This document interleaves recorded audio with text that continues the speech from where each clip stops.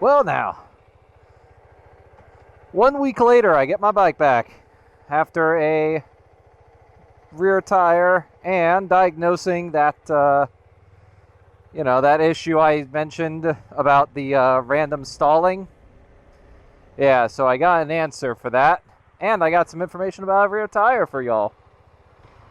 So, did you know that finding a rear tire for this bike that is not a Pirelli Scorpion Rally STR tire is damn near impossible, at least in the United States. Yeah, you can't find one. So I wanted to go with the Shinko 705s, and unfortunately I did manage to order one, and I went up just one aspect ratio. I went up to a 150, I think 70/17 tire, and stock tires on this is a 150/60/17. Well, it got installed. They did go ahead and install it anyways, and it was too big. It was rubbing against the swing arm, rubbing against the, I guess, fender also. So that kind of sucks. Fortunately, the folks down there at 10 Cycles KTM, they took care of me. They didn't charge me for installing the wrong tire, which was super cool of them. I absolutely love that place. But, it did kind of suck because the best way for me to get my tire put on and installed quickly was to just leave the bike there, so that way as soon as the new tire came in, they could install it. Which is great. I got my bike back 1 week later, and it sucked because I was a week without my bike. But yeah, if you are in the market for this particular bike, keep in mind, finding a rear tire that is also kind of a dual sporty tire is going to be nearly impossible, unless you do stick with the Pirelli Scorpion Rally STR, which, don't get me wrong, it's a fantastic tire. I have had nothing but good things to say about this tire, except when it comes to longevity. I've heard so many better things about the Shinko 705s and 805s, about them lasting longer and costing way less. But, it is what it is. As a side note, I guess this video is just going to be all about, things I have discovered about this bike that are not fantastic. Second of all, I got an answer from them about the stalling issue, because, that was something that came up in one of my ride-alongs at the end, where I went to downshift and engine killed. So I told them to take a look at that while they were working on the tire. They said we'd be happy to, and they gave me an answer. They said it is one of two things. They said more or less with single cylinders, what could happen is, one,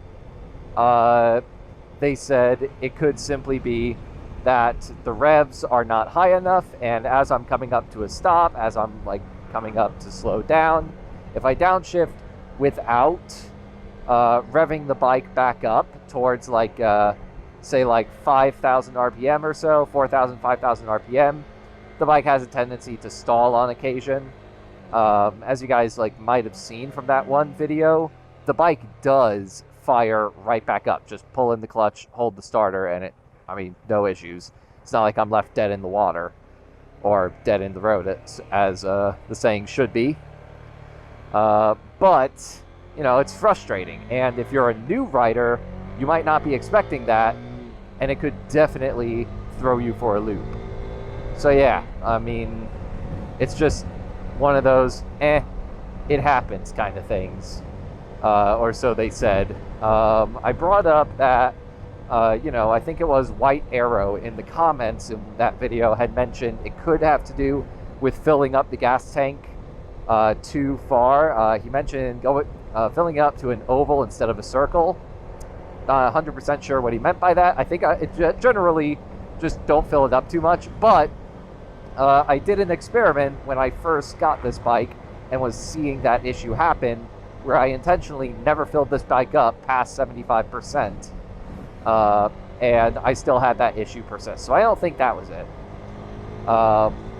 And then, oh, right, the other thing that the dealer said. He said it could simply be kind of along that same vein, with the RPMs not being up high enough, he said it could simply be that as I'm out riding around, when I downshift, I might just so happen to be shifting right as the cylinder is at bottom dead center.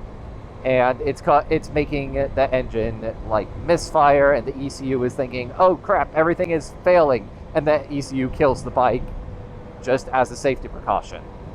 So, I mean, it could be any one of those things. I'm not particularly worried about it. He didn't say, you know, that that's a huge issue, but he did mention, hey, you know, this could be it.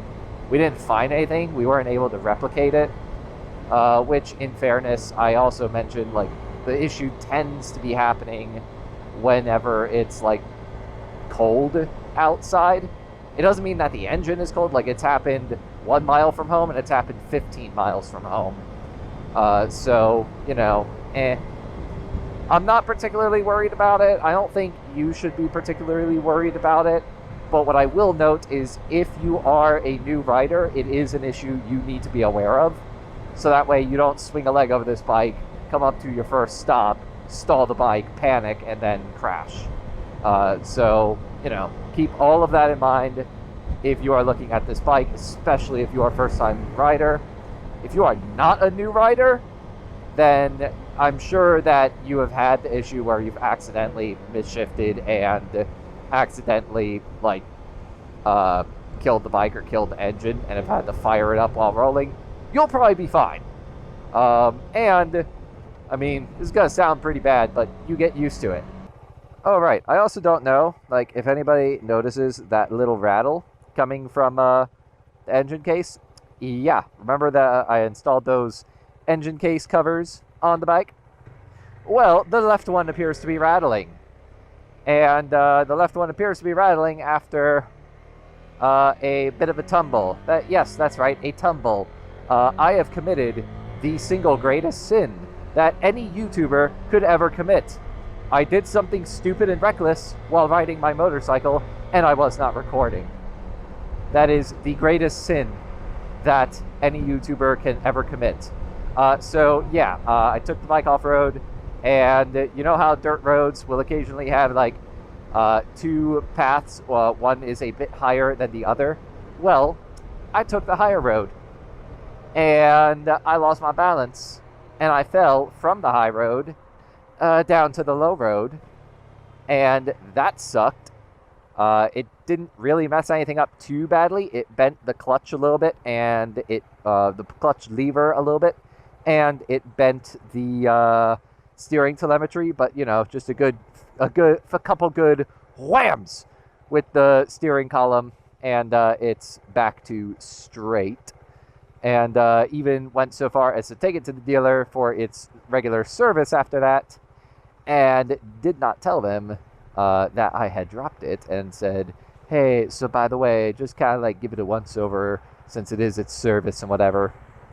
And lo and behold, they came out and said, your bike is fine, we love it, it's great, you're the best. And then I said, hey, by the way, that sucker fell like 4 feet onto the left side, directly on top of my leg and shoulder. And they said, well, bike still looks better than you. Woo! So, yeah, that is kind of it.